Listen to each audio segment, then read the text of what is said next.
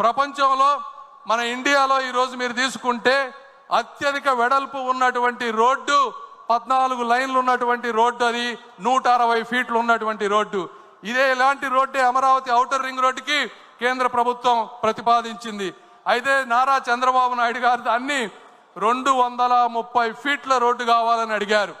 ఆ రోజు గడ్కరీ గారు ఉండి ఇండియాలోనే ఇంత పెద్ద రోడ్డు లేదు, అమరావతిలో అక్కడ జనం లేరు, ఎందుకు మీకు అంత పెద్ద రోడ్డు అంటే నారా చంద్రబాబు నాయుడు గారు చెప్పినవి, సార్ నేను ఉంటానో ఉండనో తెలియదు, ఈరోజు మీరు హైదరాబాద్ చుట్టుపక్కల చూస్తే ఒకప్పుడు అక్కడ కూడా కార్లు వెళ్ళేవి కాదు, ఈరోజు అక్కడ ట్రాఫిక్ జామ్ అయిపోతుంది. అయితే నాకు తెలుగు జాతిపై ఉన్నటువంటి ఒక నమ్మకం, ఆంధ్రప్రదేశ్ ప్రజలపై ఉన్నటువంటి ఆ స్ఫూర్తిపై ఉన్నటువంటి నమ్మకం, ఈరోజు ఆంధ్రప్రదేశ్ ఈరోజు ఇలా ఉంటే ఉండొచ్చు కానీ 25 సంవత్సరాల తర్వాత అక్కడ 1 ఎకరం భూమి కూడా మేము కొనలేం. కాబట్టి మీరు ఎట్టి పరిస్థితుల్లో దాన్ని 230 ఫీట్లు చేయండి.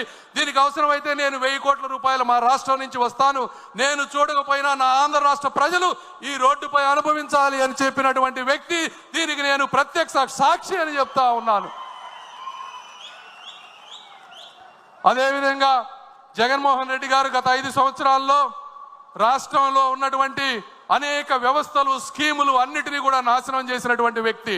90 స్కీములు ఉన్నాయి, దాదాపుగా 90 స్కీముల్లో 90 స్కీములు కూడా ఒక ఇన్స్టాల్మెంట్ తీసుకొని వాటికి స్టేట్కి మ్యాచింగ్ ఇవ్వాల్సిన డబ్బులు ఇవ్వకుండా ప్రతి వ్యక్తికి, వ్యవస్థకి అన్యాయం చేసినటువంటి వ్యక్తి శ్రీ జగన్మోహన్ రెడ్డి గారు.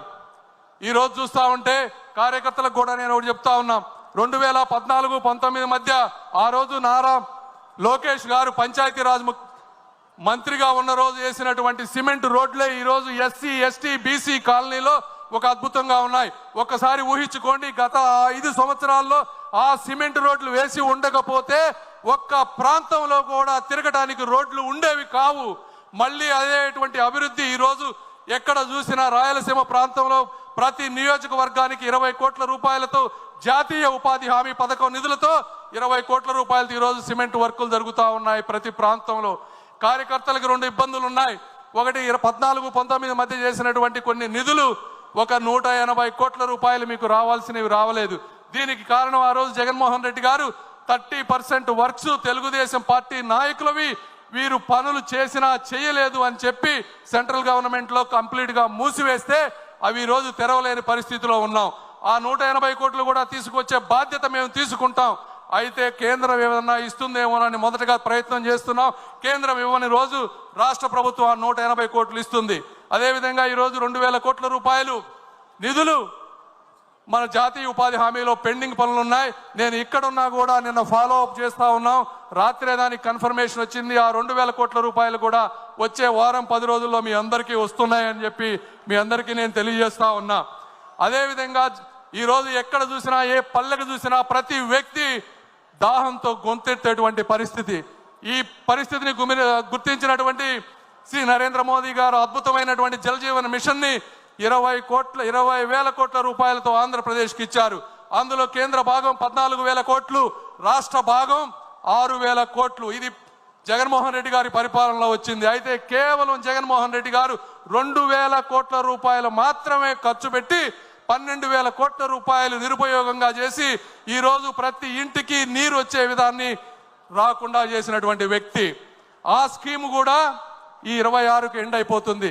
శ్రీ నారా చంద్రబాబు నాయుడు గారు వచ్చే ప్రతి మినిస్ట్రీ, జలశక్తి మినిస్టర్తో ఈరోజు మాట్లాడుతూ ఉన్నారంటే ఎందుకు కలుస్తున్నారు అంటే ఆ స్కీమ్ను ఇంకొక 5 సంవత్సరాలు ముందుకు తీసుకువెళ్తే మళ్ళీ మనం ఏదో విధంగా 6,000 కోట్ల రూపాయలు మ్యాచింగ్ చేసి 20,000 కోట్ల రూపాయలతో ప్రతి ఇంటికి ఇక జీవితంలో నీటి సమస్య లేకుండా, నీటి సమస్య లేవటం అంటే కేవలం ఒక బోరు వేసి నీళ్లు వేయటం కాదు. ఎక్కడెక్కడ నదులు ఉన్నాయో తరతరాలు మారినా కూడా నీటి ప్రవాహం తగ్గదో అలాంటి వాటి నుంచి, సస్టైనబుల్ వాటర్ నుంచి ఆ ప్రాంతాల నుంచి పైప్ లైన్లు వేసి పేదలకి ఎప్పుడు నీరు సమస్య లేకుండా చేయటంలో ఆయన నిరంతరం కృషి చేస్తా ఉన్నారు. దానికి కూడా నేను సాక్షి అని మీ అందరికీ తెలియజేస్తా ఉన్నా. ఈరోజు అదేవిధంగా అర్బన్ ప్రాంతాల్లో కూడా నీటి సమస్య ఉంది, పట్టణాలు పెరిగిపోతా ఉన్నాయి. ఇలాంటి పథకం ఒకటి అమృత్ స్కీమ్ అని సెంట్రల్ గవర్నమెంట్లో ఉంది. సెంట్రల్ గవర్నమెంట్ స్కీమ్కి మళ్ళీ కావాలంటే స్టేట్ గవర్నమెంట్ నుంచి ఒక 50-60% నిధులు కావాలి. ఎందుకంటే అర్బన్లో ఎక్కువ ఇవ్వరు సెంట్రల్ గవర్నమెంట్.